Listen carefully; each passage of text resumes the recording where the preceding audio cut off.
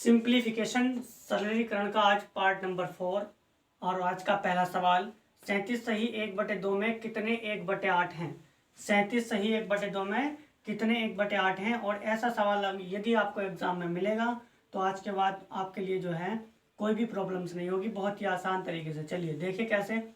सबसे पहले इसकी गुणा करा लेते हैं। इसकी गुणा इससे कराएंगे तो 2 सत्ते 14 और 2 ते 6 और 1 हासिल 7। और ये जो अंश में आप देख रहे होंगे मिश्र भिन्न को हम भिन्न में चेंज कर रहे हैं, +1 कर देंगे तो कितना बन गया 75/2 बन गया। ठीक है ना। इसकी गुणा इस संख्या से करा दी और उसके बाद एक हमने इसमें क्या कर दिया प्लस कर दिया, तो 74 और 1 75/2, क्योंकि 2 से हम कर रहे थे भाग में कितने 1/8 होंगे। जब भी ऐसी कंडीशन मिलेगी तो भाग का चिन्ह लगाना, में कितने की बात होगा तो भाग और 1/8। अब इसे सॉल्व कर लेंगे।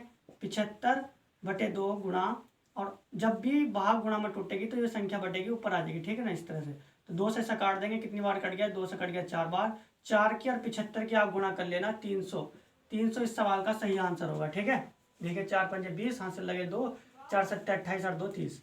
चलिए दूसरे क्वेश्चन की बात कर लेते हैं कि 5 सही 3/2 में कितने 1/2 होंगे।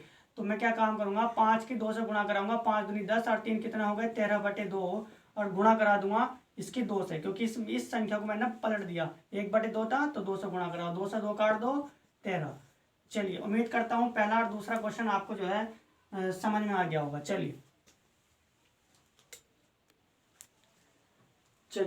क्वेश्चन नंबर 3 की अगर हम बात करें, 8 की पावर x+1 बराबर 64 हो तो 3 की पावर 2x+1 का मान होगा।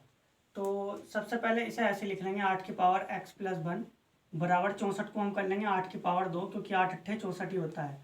अब इनकी घातों के क्या कर देंगे, तुलना कर देंगे। देखिए यहाँ पर घात 8 की 2 है और 8 की पावर यहाँ x+2 है, तो x+1 है। 8 की पावर कितनी है x+1 और 8 की पावर 2, तो x+1 बराबर यहाँ से हमने घात ले ली है ना, घातों को लेने पर यह हमने इनकी दोनों की घात ले ली। ठीक है, तो x बराबर 2 में से अगर 1 माइनस कर देंगे, x बराबर कितना आ गया 1। अब x बराबर जब 1 आ गया तो यह मान यहाँ रखेंगे, तो 3 की पावर यहाँ पे देख लेंगे 2 गुणा x के स्थान पे 1 + 1 ऐसी। ठीक है, तो 3 की पावर 2 + 1 कितना आ गया 3 की पावर 3, और 3 की पावर 3 का मतलब होता है 3 गुणा 3 गुणा 3, 3 तिया 9, 9 तिया 27। चलिए उम्मीद करता हूँ क्वेश्चन आपको अच्छे से समझ में आ गया होगा। क्वेश्चन नंबर 4 की अगर हम बात करें, 10 की पावर 3x बराबर 125 हो तो 10 की पावर माइनस के 2x का मान कितना होगा। तो 10 की पावर 3x ऐसे लिखेंगे, और 125 की पावर को हम 125 को जो है कैसे कन्वर्ट करेंगे 5 की पावर 3 में। 5 की पावर 3 का मतलब 125, और ये बिल्कुल ऐसे लिख रखा हमने। ठीक है, तो हम क्या करेंगे, यहाँ पे 3 से 3 ये कट गया, तो 10 की पावर x बराबर कितना आ गया 5। अब हमें क्या लिखाना है, 10 की पावर माइनस के 2x, तो यहाँ पे तो 2 है नहीं, लेकिन इसमें मान पूछा 10 की पावर माइनस के 2x का, तो क्या करेंगे दोनों ओर का जो है वर्ग कर देंगे, मतलब दोनों ओर का वर्ग। देखिए जब दोनों ओर का वर्ग करेंगे तो 10 की पावर 2x हो जाएगी, और यहाँ हो जाएगा 5 की पावर 2, और 5 की पावर 2 का मतलब हो गया 25। मतलब 10 की पावर 2x की वैल्यू कितनी आ गई 25, और इसकी वैल्यू उसने पूछ ली 10 की पावर माइनस 2x बराबर कितना मान होगा। तो 10 की पावर माइनस 2x बराबर इसे हम लिख देंगे 10 की पावर 2x, मतलब जो माइनस में 2x है तो वो 1 के बटे में आ गई। ठीक है, और 1/10 की पावर 2x, तुम्हें पता है 10 की पावर 2x की जो वैल्यू है वो हमने निकाल रखी है, यहाँ पे कितनी आई हुई है 25। तो इस सवाल का आंसर आ गया 1/25। उम्मीद करता हूँ सवाल आपको 4 भी अच्छे से समझ में आ गया होगा। चलिए, और आज का जो है क्वेश्चन नंबर 5, यदि x/2 y/3 z/5 हो तो इसकी वैल्यू बताओ कितनी होगी। बहुत ही आसान है, x का मान y का मान z का मान दे रखा है, इसमें रख देंगे आंसर आ जाएगा। x का मान कितना 2 प्लस y का 3 z का 5 बटे में कितना x का 2 y का 3 और z का 5। तो देखिए ऊपर कितना हो गया 2 और 3 कितना हो गया 5, 5 से 5 जाएगा कट, 5 माइनस के 5 और बटे नीचे जो भी लिखा हुआ है ना उसे ऐसे लिख दो, या फिर मैं तुम्हें बता दूं 5 और 2 कितना हो गया 7, 7 में से कर देंगे -3, लेकिन यहाँ ये कट गए, इसकी वैल्यू क्या आ जाएगी ऊपर 0, तो 7 में से 3 घट गया, कितना बच गया वैसे भी तुम्हें पता है 4, और 4 से भाग कर दो क्या आ गया 0। तो क्वेश्चन नंबर 5 का जो आंसर आएगा वो 0 आएगा। ठीक है, x का y का z का मान दे रखा था, इसमें आप इसकी वैल्यू रख दीजिए, ऊपर अगर 0 आ गई, कोई नीचे जो भी संख्या होती है ना उस संख्या से अगर हम 0 में भाग करेंगे तो उसकी वैल्यू क्या आ गई 0 आ गई। चलिए क्वेश्चन नंबर 6 की अगर हम बात करें, एक संख्या को 357 से भाग देने पर शेष 39 प्राप्त होता है। यदि 17 से भाग दें तो शेष क्या बचेगा। इस सवाल में आपको 3 संख्या दिख रही होंगी, पहले नंबर पर, दूसरे नंबर पर और जी तीसरे नंबर पर। यहाँ पे तीसरी संख्या, ठीक है।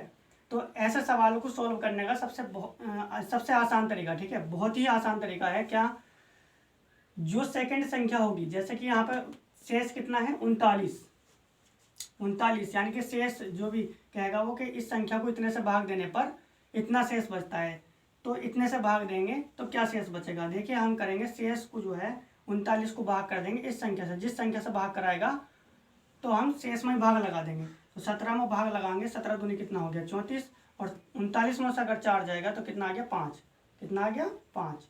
तो इस सवाल का राइट आंसर आ गया जी 5, यानी शेष जो बचेगा वो आगा 5।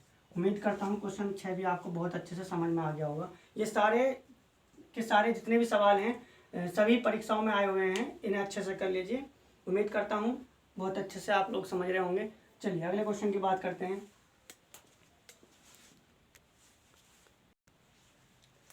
चलिए, और आज का 7वां सवाल, टॉम ने 100 पृष्ठों वाली टिन कॉमिक पुस्तक का 4/5 भाग पढ़ा है।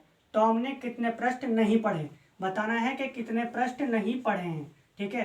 तो सबसे पहले इस सवाल को हल करने का सबसे आसान तरीका, इन दोनों में देख लीजिए, उस पुस्तक में टोटल 5 पृष्ठ होंगे, मतलब 5 भाग जो हैं, 5 भाग हैं, ठीक है। 5 भाग में से 4 भाग पढ़ चुका, तो इनके बीच का अंतर कितना बन गया, 4 और 5 के बीच का अंतर कितना, हाँ 1, तो 1/5 और गुणा कर देंगे कितना 100, तो 100 से 5 से जो है 100 को भाग कर दो, 5 2 10 20, तो इसका आंसर आ गया 20 पृष्ठ जो होंगे वह नहीं पढ़ेंगे। कितने पृष्ठ आ गए 20 पृष्ठ।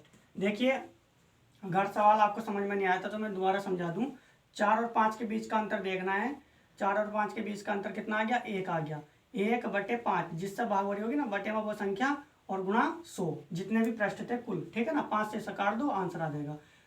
यदि आप कहोगे सर ऐसा समझ में नहीं आ रहा दूसरा तरीका, तो ठीक है दूसरा तरीका देख लीजिए।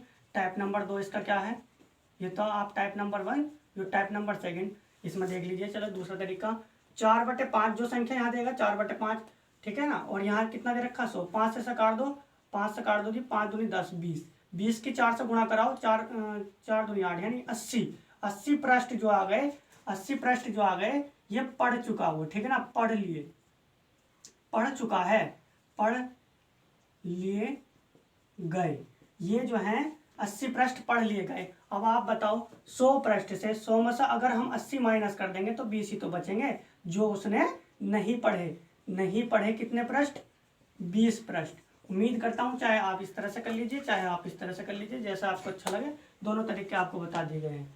उम्मीद करता हूँ जितने भी क्वेश्चन आज कराए गए हैं वो आपको अच्छे से समझ में आए होंगे, ठीक है। जल्दी मिलेंगे नए सवालों के साथ और नई वीडियो के साथ, तब तक के लिए टाटा बाय बाय, ओके।